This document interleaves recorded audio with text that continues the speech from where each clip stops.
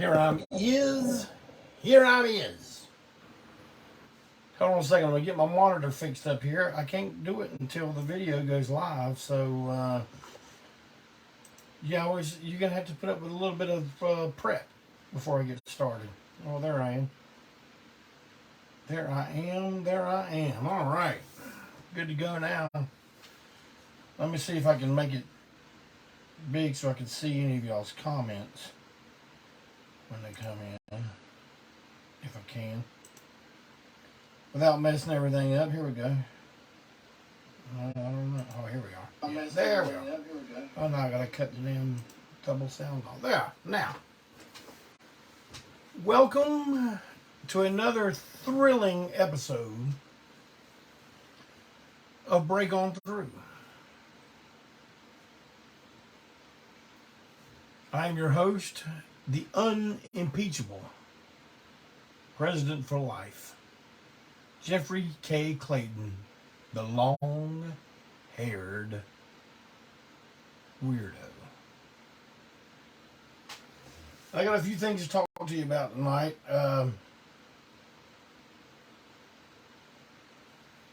Looks like there's some comments already. That's all right. Oh, we got John Littlejohn with us tonight. Hey, Hoss, what's going on? Jim Erhard's here. Derek Giles. Clinton Zilla's with us. Mondo Braswell. I'm going to talk about Mondo Braswell a little bit here in a second. Is the damn camera too close? Y'all getting scared of seeing me that damn close up? I think I am. I'm going to back it up a little bit.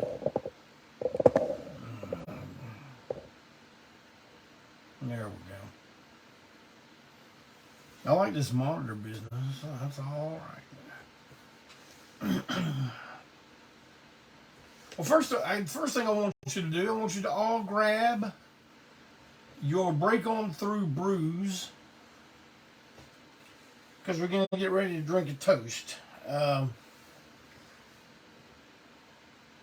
More of a local guy here around Charlotte, but maybe some of you guys really into the wrestling, you know about it. But I would like to say rest in peace to Abe Jacobs, who passed away today, I think.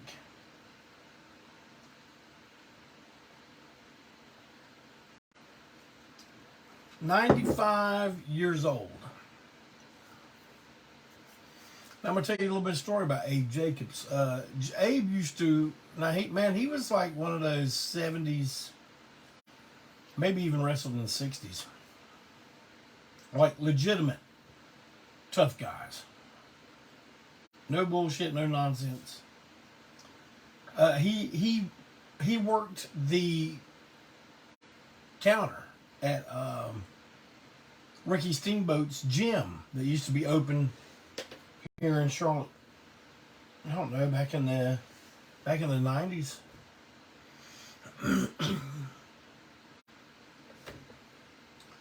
Me and a bunch of my friends, man, we'd go there like late at night, pump some iron. Not that we were workout guys, but it was Steamboat's gym. And Abe Jacobs worked the counter.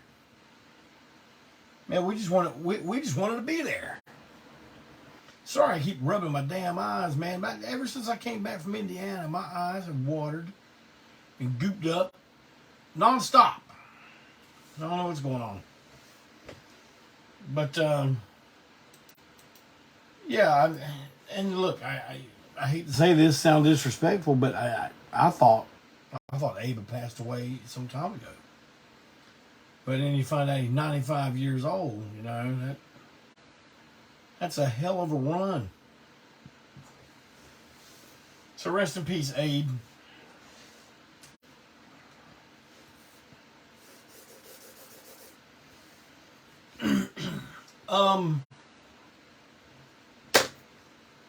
How would one of you lucky Break On Through viewers like to win a pair of tickets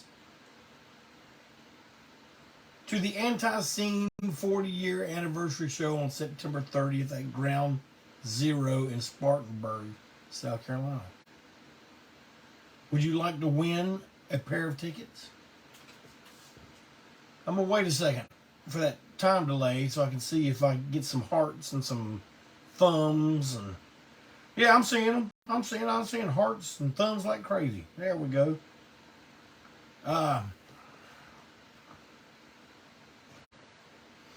So I'm going to tell you how you can, okay?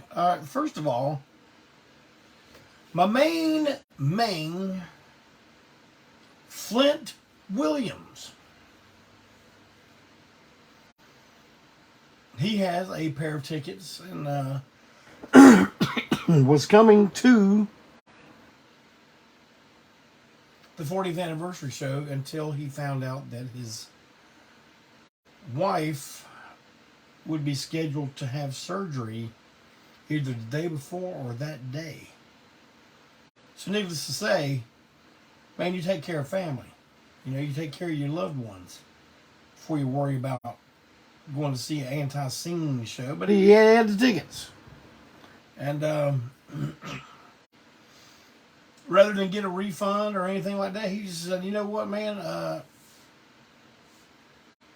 see if there's anybody out there that wants to go. But I'm going to tell you how to get these, okay? Once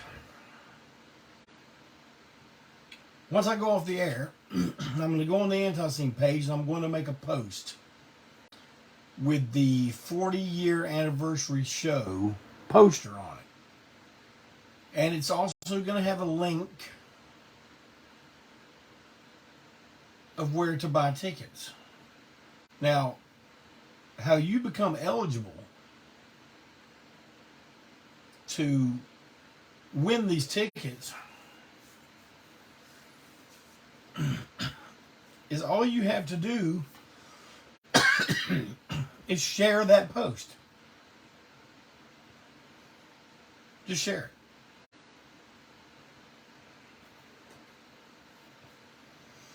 Next week, right here on Break On Through, I am going to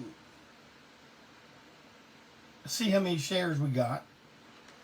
And I'm going to write down all the names of people who have shared. And I will pull a name out of the proverbial hat. And you will be the proud owner of 2 tickets to see ANTiSEEN September 30th. Now, don't share it if you're not. I mean, if you want to share it just for the hell of it, fine.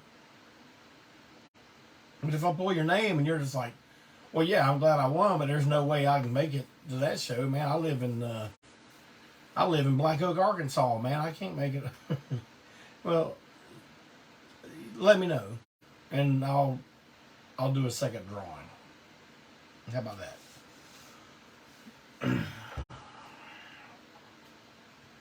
I see Flint's on with us tonight. Flint, thank you for this this very unselfish gesture. You're a good man, and ANTiSEEN's going to make sure you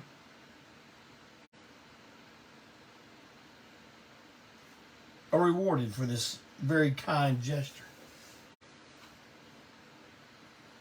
But that's all you got to do, share it. And next week, I'll look at how many times it's been shared. I'll write down every name of everyone who shared it. But there's a catch.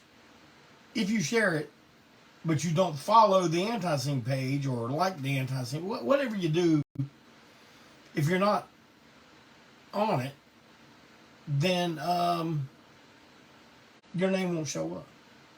The fact that you shared it will.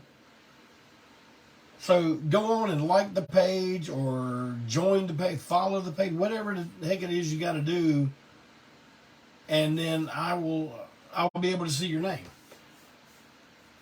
That's how we do it. I was going to try to get Little Coleman to pull the name out of the hat, but this is this is past his bedtime. This is kind of one of the reasons why we moved to 8 o'clock. Besides the fact that, you know, over 100 and something votes to 13 thought it was a good idea. And I've got a bunch of you here now, man. I've only been on for what, 15 minutes, and a bunch of you in here. So, all right. I said I was going to talk about Mondo Braswell. You may know him from some of his fantastic bands, the Pier 6 Brawlers, Taped Fist. But he's the guy that started Destructo Central. And you know, I don't talk about Destructo Central enough on this broadcast. But if you haven't, go by Destructo Central and join that fan page, man. There's a lot of really good stuff on there. You can post anything. It doesn't all have to be about ANTiSEEN, but you know they prefer it be. But you know, we post there's stuff, all kinds of stuff on there about wrestling and Godzilla stuff, all things that you would link to ANTiSEEN in one way, shape, or form. But yeah, go on there, and people sell ANTiSEEN stuff on there too, man. You know, like rather than doing it through eBay or whatever, you know, just they use the fan page as like a trading post, you know, or selling post or whatever. So do that. But anyway, the reason I'm bringing up Mondo Braswell, he recently became our traveling merchandise man. Because we decided we needed a merch person way more than we needed a roadie.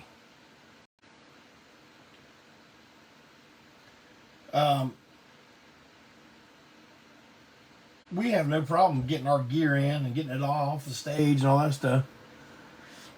It's nice to have an assistant on stage when things go awry, but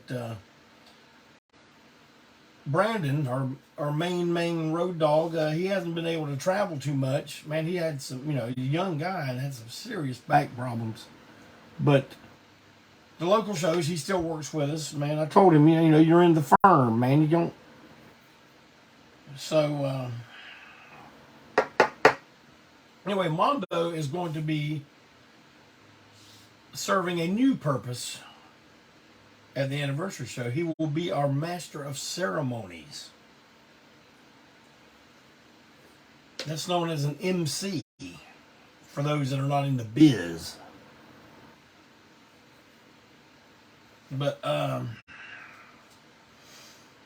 he's also got a lot of other jobs to do that night too. He's going to be a busy guy. But we appreciate Mondo. He recently had a birthday. I think his birthday was yesterday. Am I right? And so happy belated birthday, Mondo. I hope it was a good one, and I hope you have many more. Let's drink a break on through toast with our break on through brew to Mondo Braswell.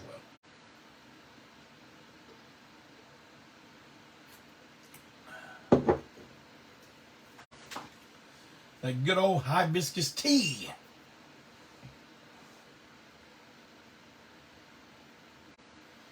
So, the reason he doesn't do the merch on the local shows is the First Lady does the local show merch. Mondo is our traveling man. So that's how that works. Mondo reminded me about something today. It reminded me about last week's break on through. I was talking about the story where, you know, I had an audience with Ace Frehley talking about Rudy Ray Moore. I'm not going to tell the story again. You can go listen to last week's if you wonder what I'm talking about.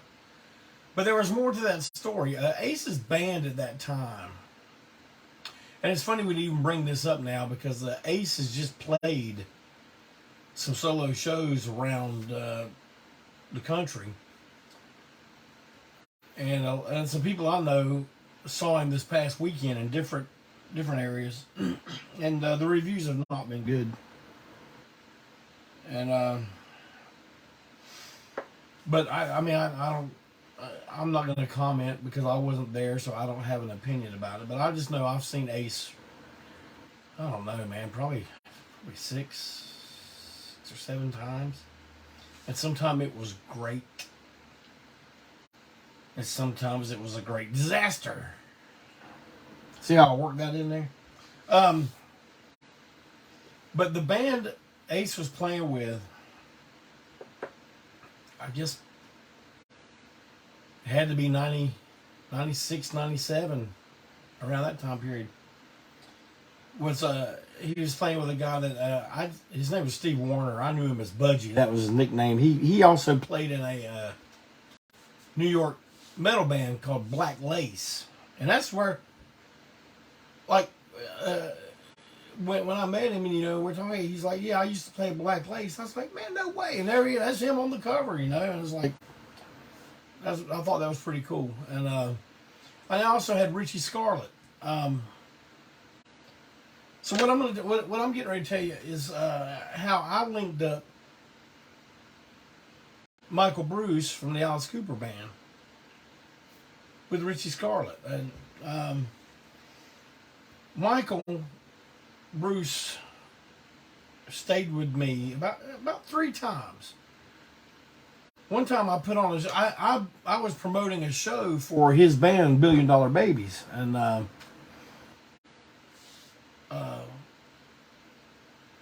so we kind of got to be friends, and I talked about, hey man, we're doing a recording, and we're doing Sick Things, and we'd like for you to come and play lead guitar. I know you in the Alice band, you were a rhythm guitar player, but and man, he jumped at the chance. We paid him, and Michael was, back in these days, Michael was hitting on some rough times, and I think he was jumping at any chance he could to make a little bread. Lucky for us, because that's a very proud moment for me, personally. But and so he came back at some point to record, and I'm thinking he stayed a day or two with me. And look, I'm gonna be honest with you, I don't remember how these communications went, and it must have had to be by phone, because Budgie and Richie Scarlett and all them guys knew I worked at Repo, and they had to have called me there to tell me what was going on. But Ace was playing in Winston-Salem the night that Michael was leaving to go back where he was living at the time, which I think was Wilmington. I could be wrong about that. But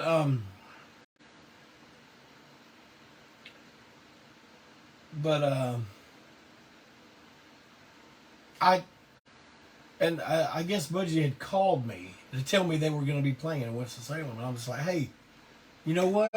Guess who is going to be here with me the day before and the day after? I said, Michael Bruce from Alice Cooper. He said, man, are you serious? I was like, yes, man. He says, do you think he could come to the show? I said, I think it would be a good idea if he could. Now, I don't know what I was thinking, except for the fact that Budgie, I hope I don't get Budgie in trouble. I mean, it was a long time ago. But, man, I'm telling you, I heard straight from the horse's mouth, or someone close to the horse, about the Kiss reunion in 96. And so this had to be before 96. This had to be 95. I heard about Kiss getting back together like it was a surefire thing. So, man, these guys were going to be out of a fucking gig. Right? So, in my mind, I'm thinking, well, damn, Michael, your band's scattered all over the place. Why don't you get these guys to already play together, and see if you can't maybe get that band.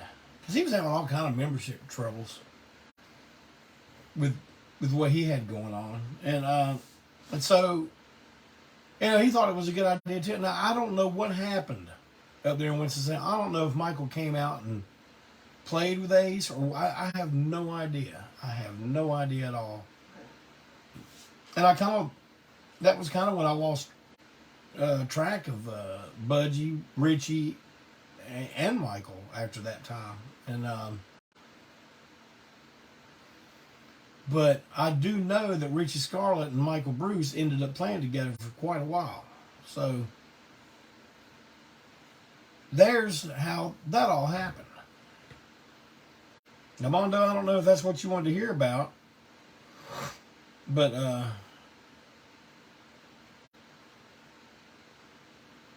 that's that story. That's how that story began and ended. My brush with Michael Bruce and Ace Frehley, all pretty much within the same time period. Now, I said on a post recently that I was going to talk about the Plum Hollow Band tonight, and that was my intention. But I could not find my Plum Hollow Band records. And you're like, damn, just play what you got to say. No, what it is, man, this house is so damn dark. And I was thinking, oh, okay, I'll go look. I'm turning on the light, and plus, man, my record crates are stacked so high, and Coleman now stacks all his toys in front of there. And it's like a wall for him to put his toys. And man, I was just like, I'm 10 minutes before showtime, and I'm just like, and our house is so dark, man. It was built in 1957. It's a mid-century modern, and we got slanted ceilings and stuff, and there's hardly any ceiling lights. Man, just to make the light that you see right now, let me tell you how many lights I got on here. 1, 2, 3, 4, 5, 6, 7, 8. I got on 8 lights right now in this damn room. So to see the light that you see right now. So I turned on the light closest to the records. I was like, man, I can't see anything. And I'm not going to spend 10 minutes pulling out. I mean, all my records are in order now, but I didn't know if I had Plum Hollow and rock or if I had them in country because they're bluegrass. But when I get those records in hand so that I can show you what I'm talking about, I've got a great story to tell about them. And it's something that I always felt good about turning people on to, because I knew it was something that they had not heard of. It's a regional thing, And I mean, I'm sure they played all over the place, but it was a regional phenomenon, and I always felt good about turning people on to that, because no one ever thought, oh man, that sucks. Everyone liked it, Whiskey Rebel, the Widowmaker, Alan King from Hellstomper, all those dudes got turned on to the Plum Hollow Band, courtesy of yours truly. And I'm going to tell y'all next week the story of how I got turned on to them. And some more anecdotes that involve that band. Well, I've already talked about the 40th anniversary show, as you all know. It's September 30th at Ground Zero, Spartanburg. I don't know if you saw the post on the ANTiSEEN page, but we have confirmed that Doug Throgmorton will be part of the meet and greet. A very beloved member of the ANTiSEEN history. And it's always good to see Doug. I'm looking forward to it. And I know a lot of you are too. So I'm going to tell you, man, when you come to the 40th anniversary show, man, we do that meet and greet. That meet and greet's going to go from 6 to 8. When we're done, Sweet Georgia Brown's going to take the stage. We're going to sit there for almost 2 hours signing stuff. Either stuff you buy from us right there on the spot, or stuff you bring. And we do not charge you extra to do that. Man, you can bring everything you've got. You can bring everything. And I'm going to tell you, there are people that have brought everything before, and it takes a while. But we're gonna stay. We're gonna sign everything that everybody wants to get signed. And I'll talk more about this as it gets closer. But I'm gonna try to give you as many details moving along as it gets closer as I can. But we've decided that due to the fact that there may be people there with a whole lot of stuff to get signed, we won't be able to pose for pictures and stuff during the meet and greet, but we will set up an area where after the show we will stay there until Mick Minshew tells us that he's got to shut the doors and he's got to close Ground Zero down. We will stay there and take pictures with every single person that wants their picture taken with us. After the show, we're going to hang up the old red ANTiSEEN banner as a backdrop so it'll look nice. We'll have some lights there and everything, and we're going to sit there. We're not going to charge anyone for that either.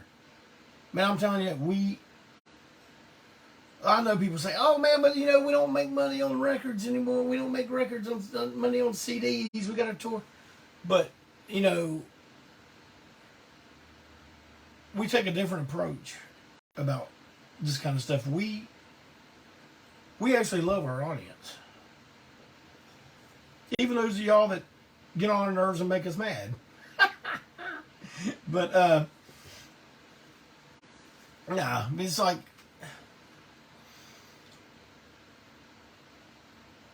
to us, it's a compliment to us that you bought our things we had for sale and then you want us to autograph them. That's not, to us, that's not a service we provide. That is a thank you to you. So now other bands can do that if they want, that's fine. You do what you got to do. Get by the way you got to get by. But we don't do that. And I think it's those things that our fans appreciate.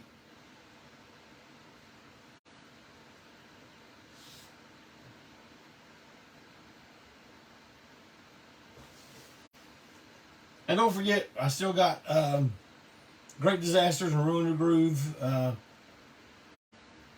I'm going to keep the store open until a day or two before the show. So,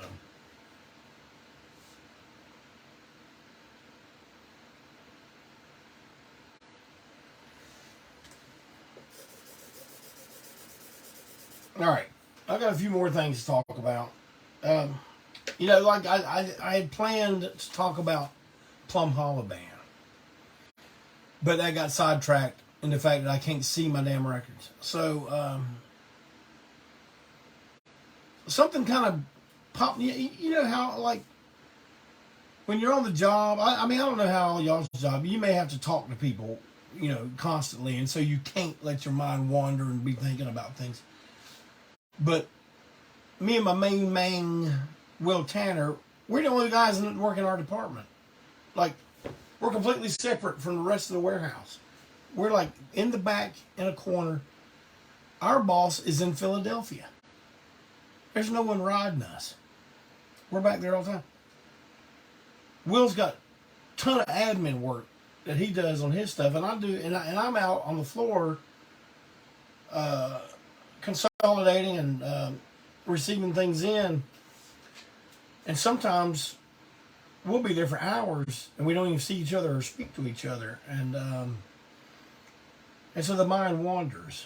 And mine wandered today about something that happened to me. I don't know, man. When I just bring this stuff up, out of the blue, it's hard for me to remember specific dates and times. But I'm guessing it had to be early 90s. My daughter was born in May of 1991, and on that very same day, her cousin was born in the same hospital.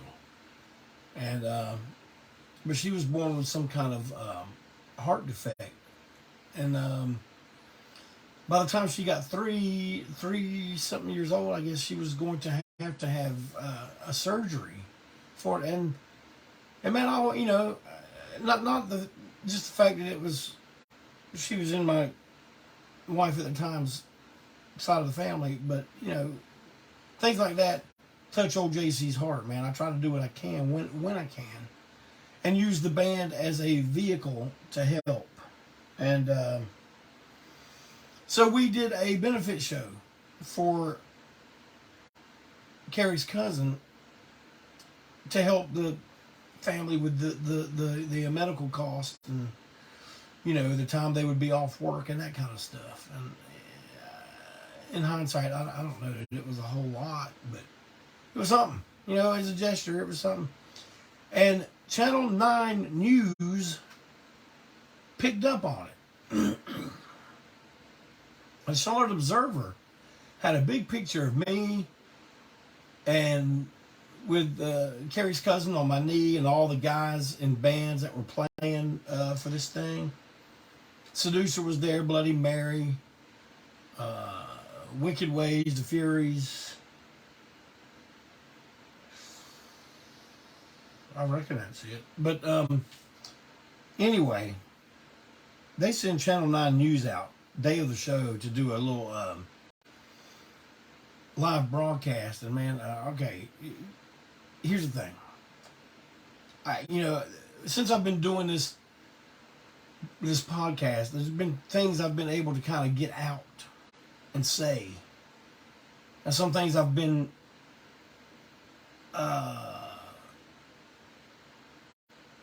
some things I've held back. I don't know. I've had people write me individually, privately. I wish you'd say more, let some more shit fly. But man, it's like some of the stuff. I don't know if you really want to know. It's not that I'm lying to you or I'm telling you something else. It's just I'm leaving some things alone.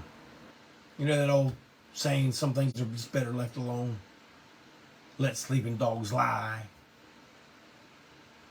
Those kind of ancient Chinese proverbs. Well, that's what I go for. But then this is something that really bothered me, and it's the first time I've really talked about it, other than to my wife, and we were talking about it the other night, and because she remembers this good, and she says, when you share this stuff with the audience, she goes, I think they really admire you being so honest with them, and so here I'm going to go ahead and let this fly. But man, I would say especially when I was younger and in high school, I had this problem called hesitant speech. Now, it wasn't a stutter, and it didn't happen all the time. It was weird. My mom would notice me having it, right, having this problem, but it wasn't consistent. It never was consistent. And so it was very difficult to pinpoint, but later in life, I started having to see speech therapists about it, because it got really bad at some points. I couldn't talk on the phone. I couldn't call somebody on the phone that I didn't know, like a business or something, and ask a question. The words would not come out. They wouldn't come out. And it turns out it was like something where you think of what you're going to say, your brain thinks of it, and then your mouth, your voice, and everything goes to say it, but is your brain still thinking about what you're doing, or you're thinking about something else? And I'm usually already somewhere else, and so all those things were not in sync. And it would sometimes it created some very, very embarrassing situation. I'd get hung on a sound or something. But man, I haven't had that problem in probably 20 years. I mean, it's every once in a while something will come up and I'll be, and by it comes out. But I mean, and I don't know what changed. I don't know what changed.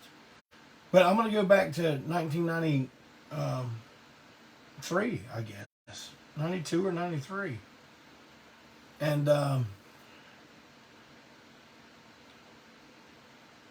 so we're on Channel 9 News at the Milestone. Seducer has their equipment set up, and I'm there talking to the anchors. They got me with a earpiece, and I'm talking to them, and man, as soon and leading up to this, I wasn't nervous at all. Yeah, I'm gonna be on the news. Yeah, we're gonna get a lot of people in here. All of a sudden, I know I'm live, and they're asking me questions, and I've got to talk about it, and man, the words would not come out. I'm on TV. I'm on live TV. Charlotte, North Carolina, one of the biggest news stations ever, and it will not come out. And I'm just like, oh man, it was terrible. I could not wait. It seemed like it lasted 2.5 hours, but it was only like seconds. And they did. What happened after that is I say, here's Seducer, and they start playing, and then they faded out, and then I'm sure they were just like, what's this idiot? These musicians, probably high already before the damn show even starts. But someone gave me a videotape of it. I threw it away. I never watched it. I'm just like, it was one of the most embarrassing things that ever happened in my entire life. And Rebecca, the first lady and I have always been friends. We've been friends. I don't know, man. Probably close to 40 years.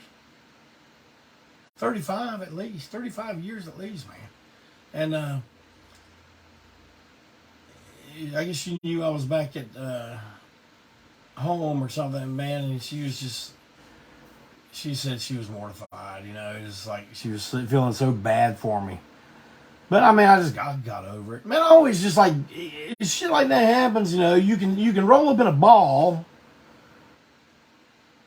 and whine and cry about it and say, oh me, or you can just go, yeah, you know what?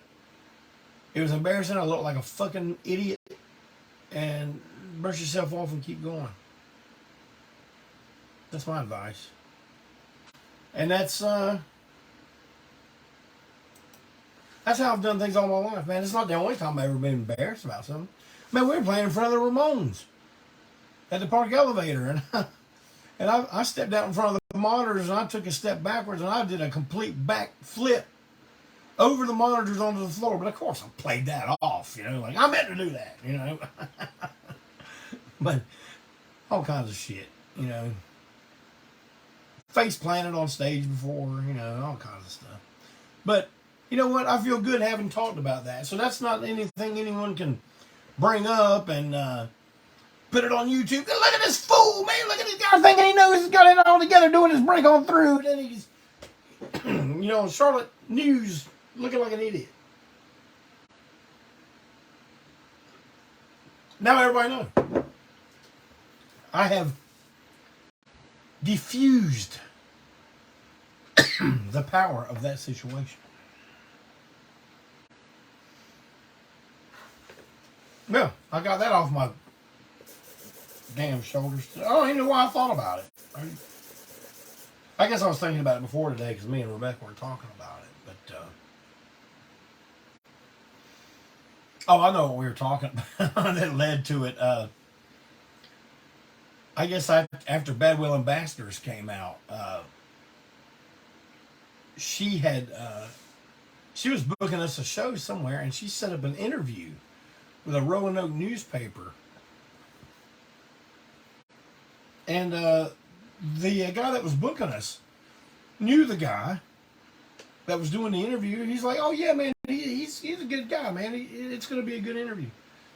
Well, and Rebecca, of course, arranged it, and it was live. It was live on.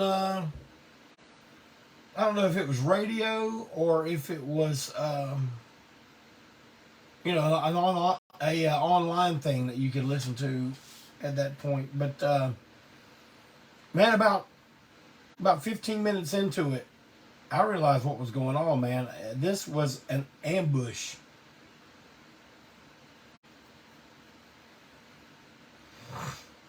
And he had no intention of doing an interview that would,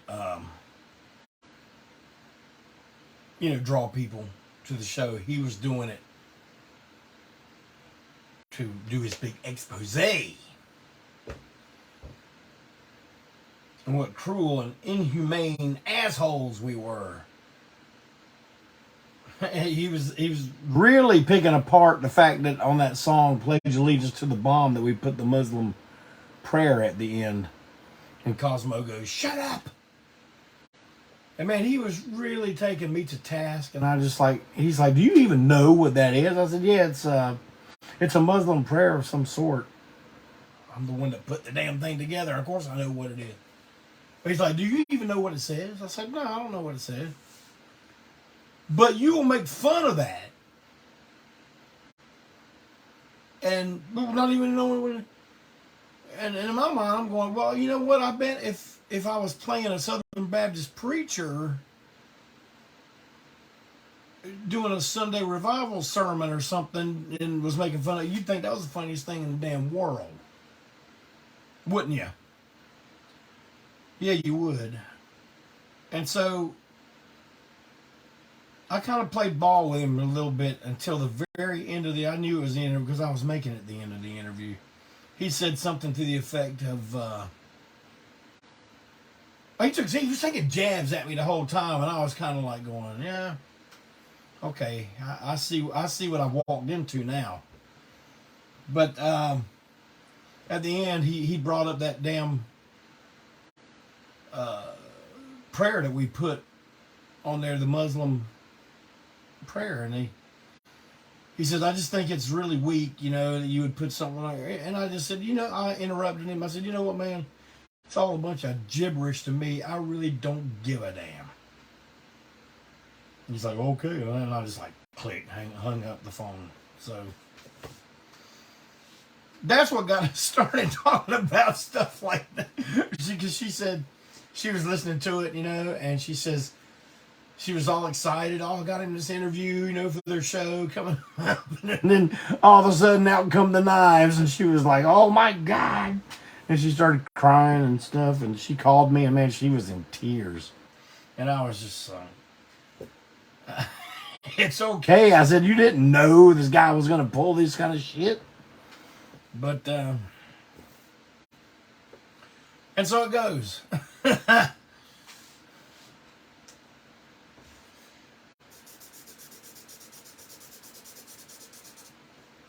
Well, folks, I reckon that's it for tonight. I see some comments here.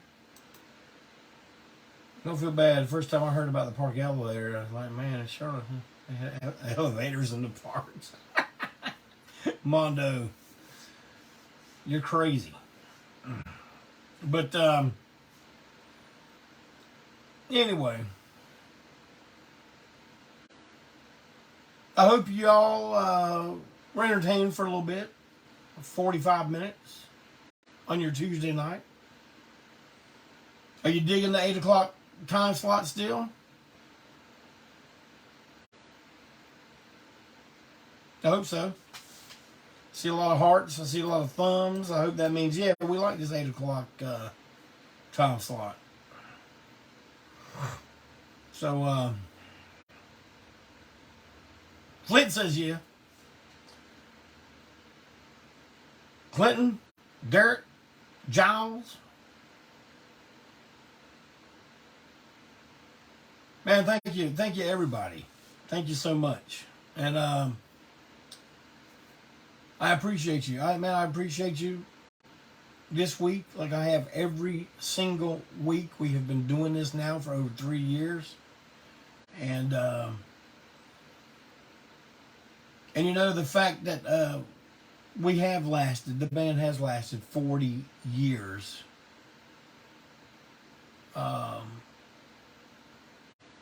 It's not something, you know, oh, well, like, how did y'all do it? How did you do it? We know how we do it. We do it because of y'all. There's still interest in what we do because we didn't change our style. We didn't go for the money. And y'all have stuck with us. Not everybody has stuck around for the whole 40 years. I understand that, believe me. But the fact that we can still acquire new audience members, new fans all over the world is something I'm very proud of. And at the anniversary show, we plan on giving you a set just to show you how proud we are of what we've created and what continues to live, and how much we appreciate you people that breathe the life into it. And that's just the way we are. That's our ethos. That's the way we do stuff. Is it the best for business? Well, probably not.